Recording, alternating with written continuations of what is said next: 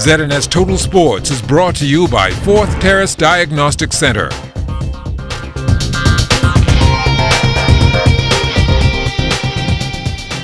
Welcome to sports, everybody, and happy Independence. The IAAF World Under-20 Track and Field Championships off and running in Finland. Two Bahamians in competition on day one, both in the men's 100 meters. Adrian Curry in Heat 1, Lane 7, finishing 6 in 10.70, and he did not move on.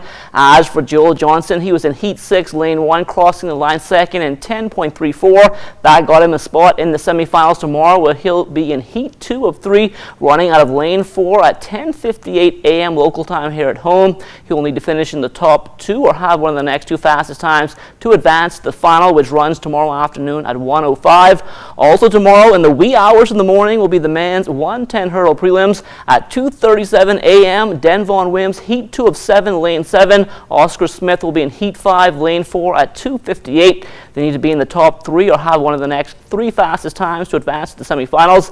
It's the same situation for the men's 400, first 3 and next 3 advancing. Corey Sherrard, Heat 1 of 7, Lane 7 at 4:20 a.m. As for the women's century, just 5 heats there, so the top 4 and the next 4 moving on. Jada Knowles will be in the final heat running out of Lane 6 at 5:59 a.m.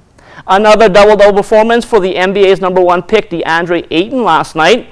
The 7-1 center for the Phoenix Suns scoring 17 points and pulling down 13 rebounds as the Suns moved to 3-0 with a 71-53 win over the Orlando Magic in Summer League play.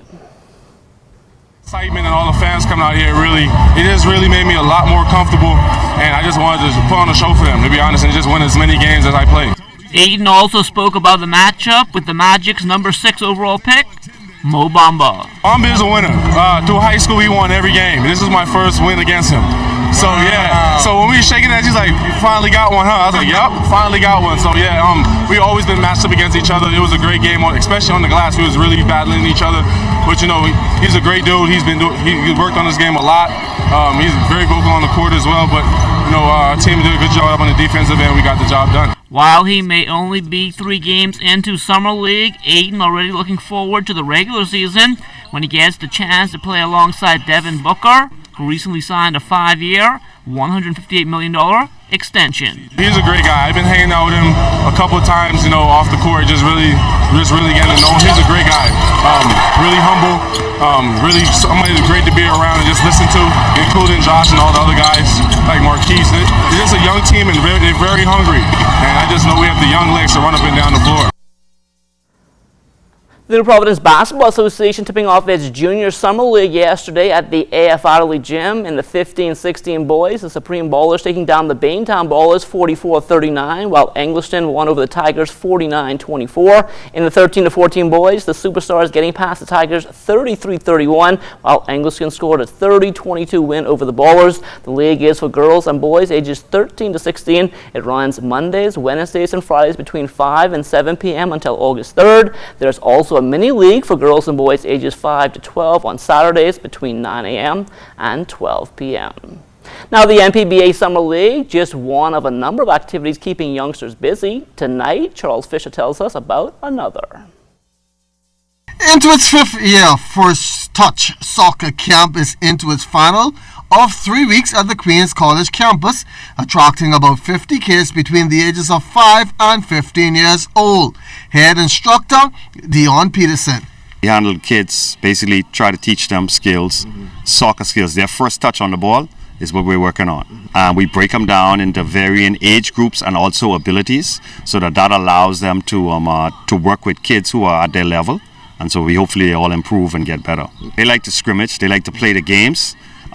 Sometimes they don't really like too much about the rudimentary practice of the passing and stuff, but I think that, you know, they get the idea of what's the purpose of it, so when they do get in the game, they're able to do it much better. Jimenez Bowers and Rain Duncan proving that the camp has helped them a lot. I'm learning that there are a lot of new things, and I'm also learning that you can be very bad at soccer, but you can also redeem yourself in this camp, because this camp teaches you a lot of different things and a lot of different skills. The fun part of camp, they teach you a bunch of new stuff, what you didn't know, and when you get back on the field, you'll just have a better experience to learn. I know I was a little bad at shooting, so I learned to be shooting better and passing better. For the boys, William Gardner and Wellington Gilbert, it's all about improving and yes, fun. Camp's been really fun for me. I learned a lot of new skills and I've improved on some skills that I knew already and on my shooting technique. What is the best part of the camp for you? Scrimmage and passing. What have you learned since coming to this camp that you didn't know before? How to pass properly, how to pass with my laces, how to receive the ball, how to do turns.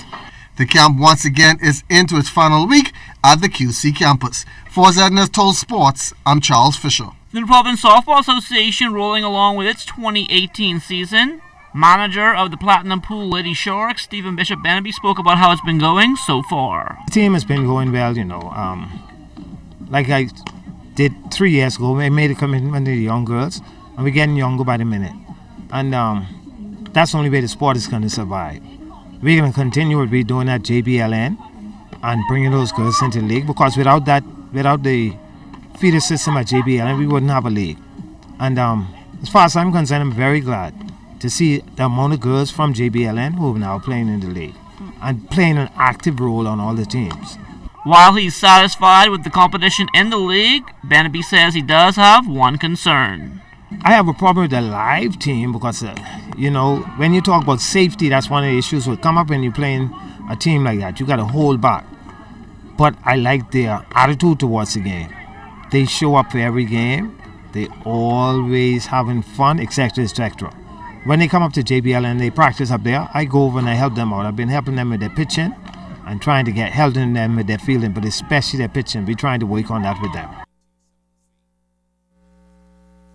And that will do it for sports. Stay tuned. The Bahamas Tonight comes back after the break.